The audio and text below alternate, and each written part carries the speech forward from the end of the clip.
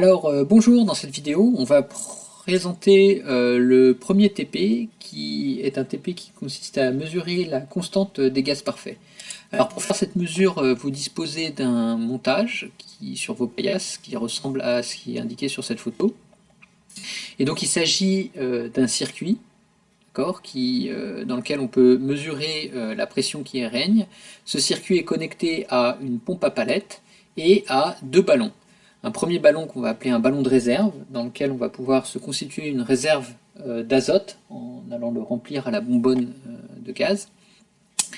Et un second ballon qu'on va appeler le ballon de réaction, dans lequel on va progressivement venir remplir avec de l'azote. Et dans ce TP, la mesure principale que l'on va faire, c'est de mesurer la pression qui règne dans ce ballon en fonction de la masse de gaz contenue dans ce ballon.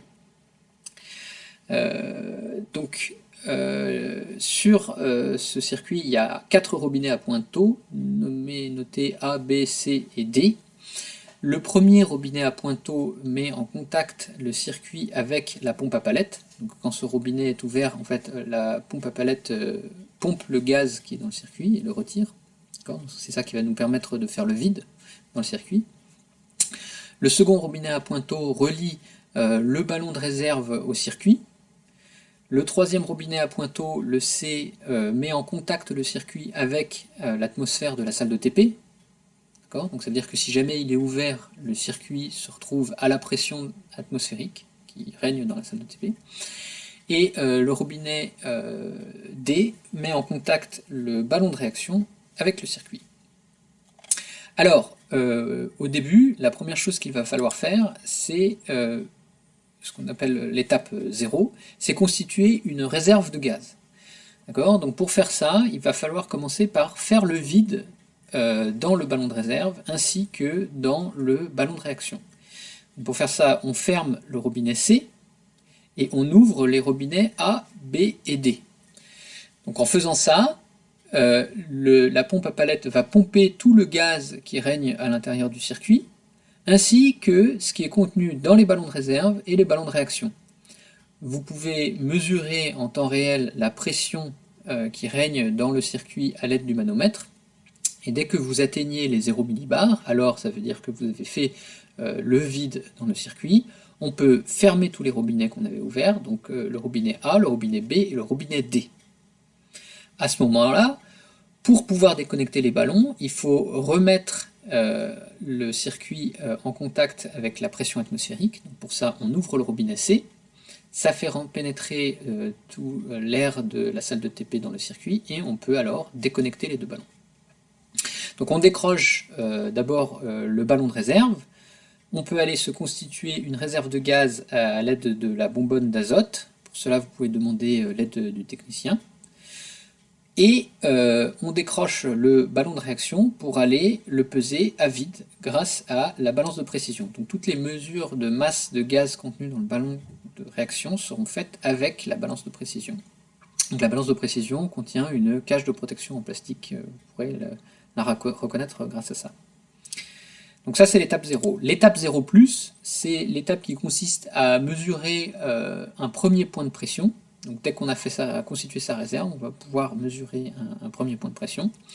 Donc pour ça, on vient reconnecter le ballon de réserve ainsi que le ballon de réaction. Il va falloir commencer alors par faire le vide dans le circuit. Donc pour ça, on s'assure déjà que les robinets C, B sont fermés, et on ouvre le robinet A et le robinet D. Alors, vous allez me dire, c'était déjà vide, le ballon de réaction était déjà vide, mais en fait, on va, vu que de toute façon, on est obligé de le mettre en contact avec le circuit, autant le mettre tout de suite. Donc en ouvrant le robinet A et le robinet D, la pompe va pomper tout l'air qui règne dans le circuit, ainsi que ainsi que pomper tout ce qui pourrait être dans le ballon de réaction. Une fois qu'on mesure 0 millibars régnant dans tout le circuit, on ferme le robinet A, et alors on va pouvoir progressivement faire rentrer de l'azote dans le ballon de réaction. Alors pour ça, je vous suggère de procéder par à-coup sur le robinet B, parce que en fait, si on ouvrait le robinet B complètement, eh bien tout le gaz viendrait remplir le circuit ainsi que le ballon de réaction, et en fait on aurait totalement détendu le gaz, et alors que on a envie de faire des mesures, plusieurs points de mesure de pression. Donc le premier point de mesure, idéalement, il ne faut pas qu'il dépasse les 100 millibars de pression typiquement.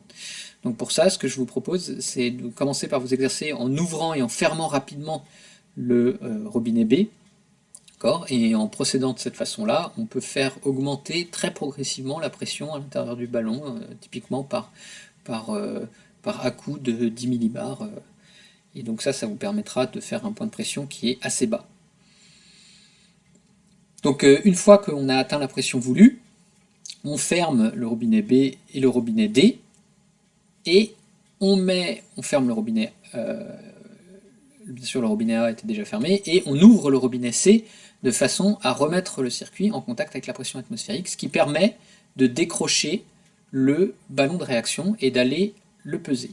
Et ce faisant, on fait un premier point de mesure, qui est un couple en fait pression-masse de gaz contenu dans le ballon de réaction. Donc la pression qu'on avait mesurée, c'était la pression qu'on avait relevée au manomètre. À partir de là, en fait, on va tout le temps répéter l'étape numéro 1 qui consiste à obtenir un point de pression quelconque et à peser le gaz. Donc pour ça, en fait, on reconnecte, donc on vient de peser le ballon de réaction, on vient le reconnecter au circuit. Cette fois, on va garder B, C et D fermés et ouvrir A de façon à refaire le vide dans la pompe à palette, grâce à la pompe à palette. Une fois qu'on a fait le vide dans le circuit, donc il y a 0 millibars qui sont indiqués au manomètre, on ouvre le robinet D, ce qui va avoir pour effet de détendre le gaz contenu dans le ballon de réaction à l'intérieur du circuit. Donc du coup, forcément, ça veut dire que la pression va être légèrement diminuée par rapport à ce qu'on avait mesuré à l'étape précédente. Et là, une fois de plus, en procédant par à-coup sur le robinet B, on essaye d'atteindre un nouveau point de pression, celui pour lequel on va faire une nouvelle mesure. Une fois qu'on a atteint ce point de pression, on ferme le robinet D, on ferme le robinet B, et on remet en contact le circuit à la pression atmosphérique en ouvrant le robinet C, ce qui permet de détacher le ballon de réaction et d'aller le peser à la balance de précision pour obtenir un point de pression, alors c'est pas un premier point de pression, mais un point de pression quelconque, Pn, Mn.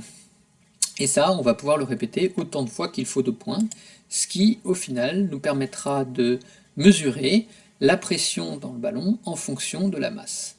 Donc là, j'ai représenté des points quelconques, ce n'est pas vraiment des points de mesure, mais qui permettent juste de symboliser le fait qu'il nous faut un grand nombre de points de façon à pouvoir faire une régression de cette courbe en utilisant la loi des gaz parfaits qui soit la plus précise possible.